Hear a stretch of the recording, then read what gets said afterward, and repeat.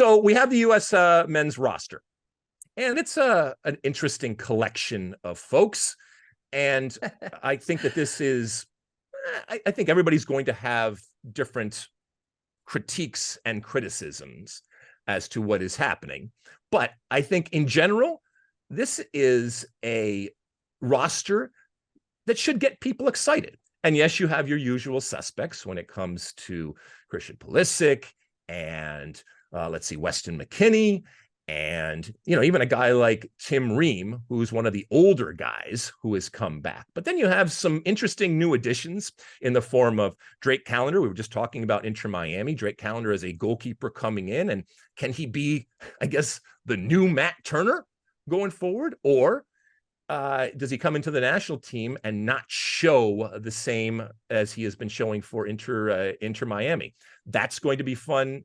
Ultimately, to see what he looks like. Some returns in the form of, you know, a Joe Scally, those types of things. Now, Christopher Lund, playing for Palermo, born in Denmark, and a dual national picking the U.S. And this is nothing necessarily new. We've seen this plenty of times over the years when it comes to Greg Berhalter and this national team. But it's fun to see ultimately when a player does decide to go with the U.S. team, how they ultimately perform.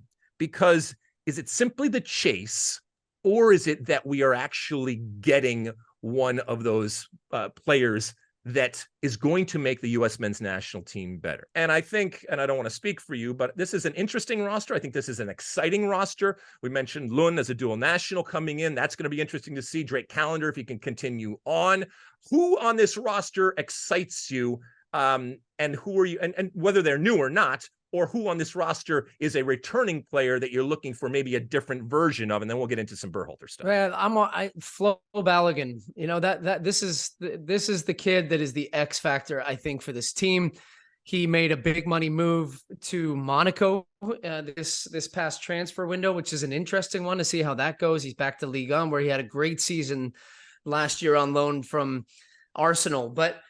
Look, we have talked about this team needing a number 9, and not just a number 9, but an elite level number 9 that could match with what we feel and what we have seen now on the biggest stage is the potential of Weston McKennie, Yunus Musa, Tyler Adams, Christian Pulisic, Tim Weah, and now you have Flo Balogun. Let's just think about the clubs that these guys are playing at. I mean, the midfield, for example, you have 2 players playing in Serie A, if that is your 3, which for me it is. Then you have Tyler Adams, who's playing in the Premier League at Bournemouth. You have Pulisic in Serie A.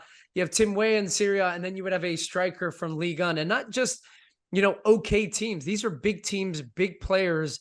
And I think that's as scary a front 6 as you will find, certainly in this region, by far and away the best. That absolutely trumps anything that I think Canada and Mexico can roll out. And so I just want to see the continuation of now Balogun with this team. We saw him get his first goal for the United States. We just heard him talk about how much he loved being a part of that group and what he feels his impact can be.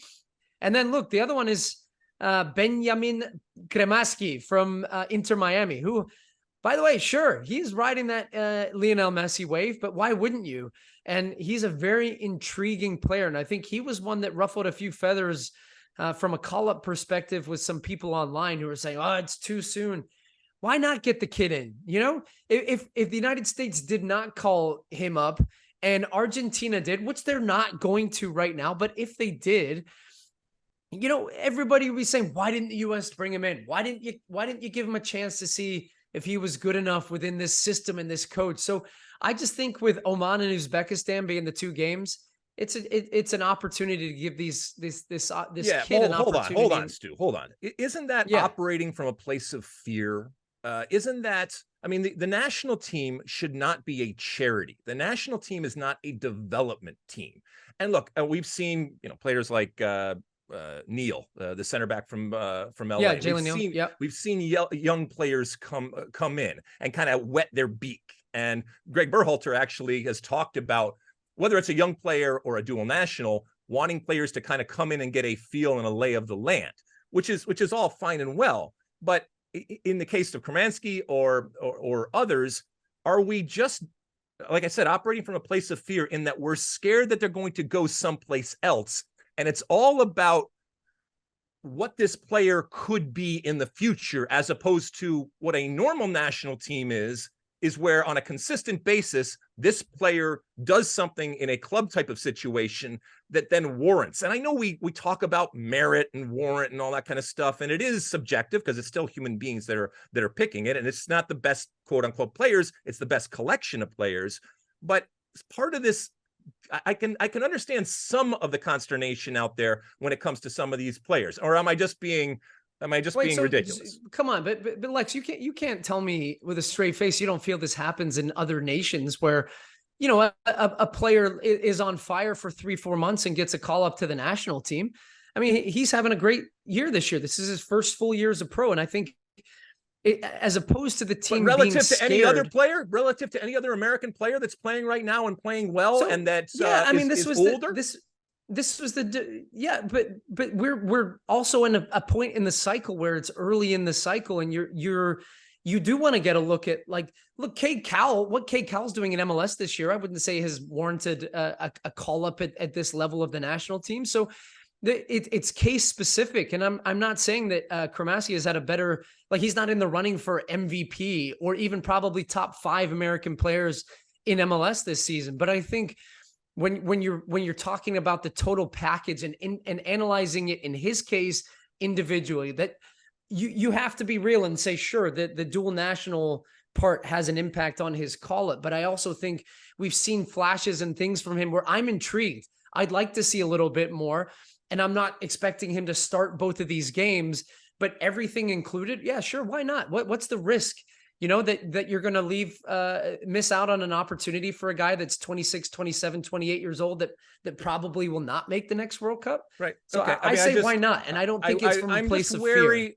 When it comes to the dual nationals, I'm wary of us doing something to a player simply to protect, I guess, this player from going someplace else. And in doing that, we are doing a disservice to the player. And look, I know all's fair in love and war, and I guess in international soccer, and the art of recruiting and the skill of recruiting has become much more important, especially for a country like the United States, where we have so many dual nationals and potential dual nationals, and sometimes even more than dual nationals. It's important that you are able to, like I said, recruit or woo players. But if in doing so, you do them simply to protect them and they don't end up panning out, and look, nothing is promised to anybody.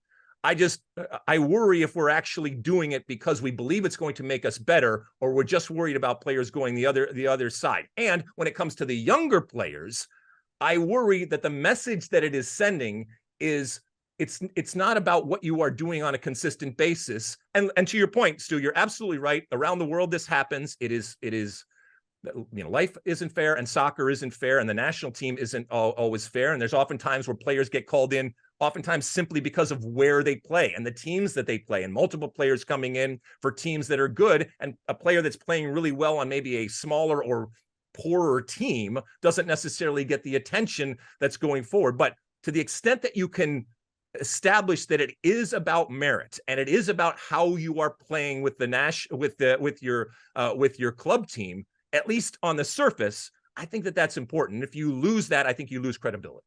You like that clip? Well, my State of the Union podcast drops every week. Subscribe now on Apple Podcasts, Spotify, or wherever you get your podcasts.